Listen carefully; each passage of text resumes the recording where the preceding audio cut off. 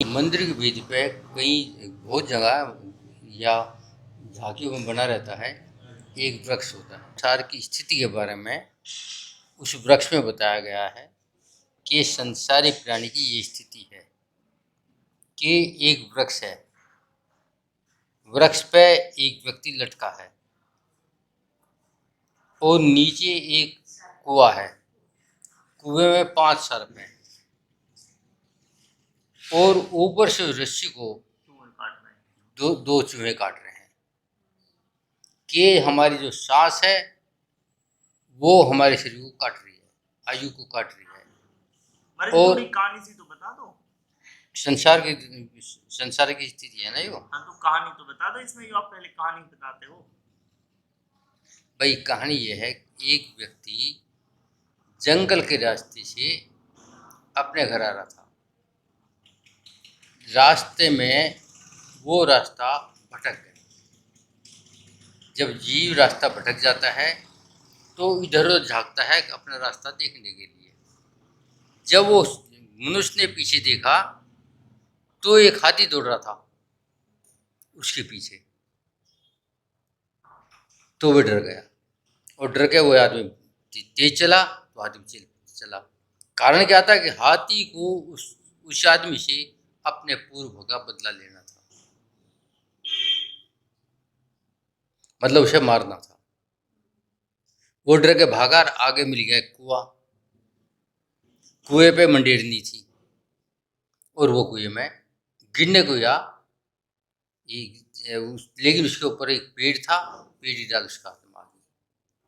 जैसे ही पेड़ी डाल उसके हाथ में आई, उसने भगवान को शुक्रिया किया, अगर मेरी जान बच गई। लेकिन जैसे ही उसने भगवान को नमस्कार करने की गर्दन झुकाई तो नीचे एक कुएं में 5 सांप थे और बुरा हाल हो गया इसका।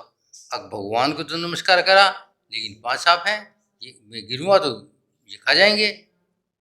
फिर उसने सोचा चलो भगवान ऊपर सिद्धालय में है। ऊपर देखता है 2 चोंच की वो काट रहे हैं डाली को, तो उसकी हालत खराब होगी। लेकिन यही स्थिति एक देव अपनी देवी के साथ यात्रा के लिए जा रहा था। उस देवी ने उस व्यक्ति को देखा और अपने देव से कहा देखो इसकी कितनी स्थिति खराब है। हाथी भी आ गया इतने में। हाँ, इसी बीच में वो हाथी भी आ गया और हाथी आने के बाद में हाथी ने चिंगाड़ मारी, क्यों मेरा शत्रु है, कर्मों का बदला लेना है। और वो पेड़ के कुएं के बीच में पेड़ डाल पे लटक रहा था, उसे क्रोधा एक टांग उठा के सूंड फेंक के मारी उसने। लेकिन सूंड में वो व्यक्ति नहीं आया और उसका वृक्ष अब तना आ गया, टहनी। और वृक्ष टहनी आई तो उसने वृक्ष टहनी को खूब हिला दिया। क्यों हिला, अब वृक्ष टूटेगा तो मेरे पास आ जाएगा। लेकिन जैसे वृक्ष टहनी हिलाई उसके ऊपर एक शहद का छत्ता था और मधुमक्खी उड़ गई। उड़ी तो वे मधुमक्खी, हर जीव अपना बचाव चाहता है। मधुमक्खी ने सोचा ये जो व्यक्ति है ये हमारा जो शहद लेना चाहता होगा, उसके चिपट गई और पूरे शरीर में मक्खी चिपट गई, चुट चुट कर खा रही थी। इसी बीच में हला था ना वो, उसमें से एक बूंद शहद की उसके मुंह पर आगे गिरी, उसने चाटी, उसे स्वाद आ गया। ये स्थिति थी, उधर मक्खी खा रही है, नीचे सांप है, उधर उसकी वो टहनी काट रहे हैं। लेकिन एक बूंद बूंद आ जाती है और हाथी उसकी वो डाली वो काट रहा है चूहा। हाँ, वो हाथी उसे मारना चाह रहा। उसी बीच में एक देव अपनी देवी के साथ में तीर्थ यात्रा जा रहा था। देवी की दृष्टि उस पर पड़ी तो उसने अपने देव से कहा देखो ये कितना दुखी आदमी है, इसकी पहले रक्षा कर लो, उसके बाद तीर्थ यात्रा करेंगे। यदि दया नहीं तो तीर्थ यात्रा का लाभ नहीं। क्यों, धर्म कहता है जहाँ अहिंसा है, जहाँ करुणा है, वहाँ धर्म है, तो इसे बचाओ। देव कहता है छोड़ रख, संसार के चक्कर में क्या पड़ना, हम तो अपनी यात्रा करेंगे। लेकिन देवी इस बात के लिए राजी ना हुई। और फिर पता नहीं क्यों देव के दिमाग में आया, अपनी पत्नी के कहने आया, वैसे दिमाग आया, और देव उसके पास आया और कहा, हे भैया आप बैठ जा मेरे विमान में, मैं तो छोड़ तुझे गाँव में। लेकिन वो कहता है अभी बैठा, एक बूंद आ जाए, एक बूंद आ जाए। और वो वहां पे घंटों खड़ा रहा, हर बार एक जवाब, एक बूंद, एक बूंद, एक बूंद। तो आचार्य कहते ये संसार की स्थिति है। ये जो आदमी लटका है उस संसार में आप सब जितने भी है वही स्थिति है।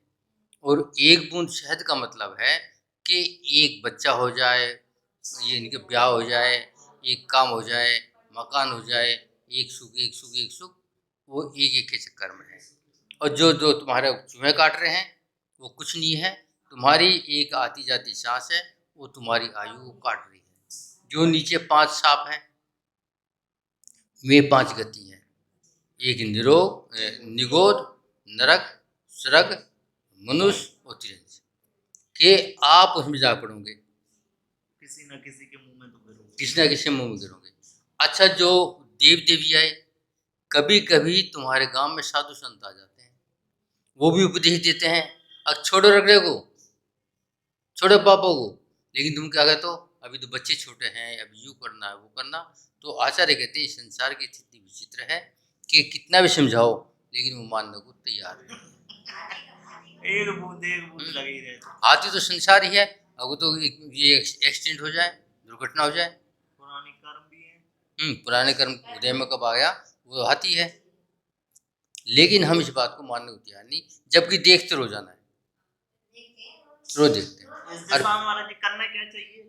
देखो ये तो है, यदि हम गृहस्थी में फंसे हो, अपना कर्तव्य पूरा करो और फिर उसमें एकदम रिजाइन दे दो। अब मेरा तुम जो जानो तुम्हारा काम जाने, मैं तो तुम्हारे बीच में पड़ता नहीं, चाहे घर में रहो चाहे बाहर रहो। नहीं घर छोड़ना जरूरी है, घर में रहो या बाहर रहो, लेकिन बिल्कुल हट कर रहो। भैया तुम जानो तुम आ जाओ, मुझे तो 4 रोटी दे दे करो, मैं तो वहाँ उस कमरे में धरा हूँ, जो जब बना है जब दे दी, और तुम्हारी ना बनी हो उस दिन मदद कर लेंगे, हमें क्या रखना। अब मेरी जरूरत कुछ नहीं है भैया, ना जरूरत है ना मेरी सलाह। यदि घर छोड़ दिया ये तो मतलब नहीं हो घर से, तो होना तो ये चाहिए। लेकिन मैं अंतिम मैं अपने बच्चों को पालने के बाद में, जिम्मेदारी पूरे के बाद में बच्चों को रखने पड़ जाता हूँ, ये बड़ी विचित्रता है। यदि हमने अपने काम धंधा करवा दिया, ब्याह शादी कर दी, तुम्हारा काम खत्म हो गया, कुछ करो, आगे वो अपने पाप पुण्य की कमाई से कमाएंगे, ना तो तुम उसका अमन नहीं बढ़ा सकते ना घटा सकते, अब उनका पाप पुण्य जितना है। लेकिन मैं हर काम में पंगा लगाता हूँ, और वो पंगा लगाना ही मेरे संसार का कारण है।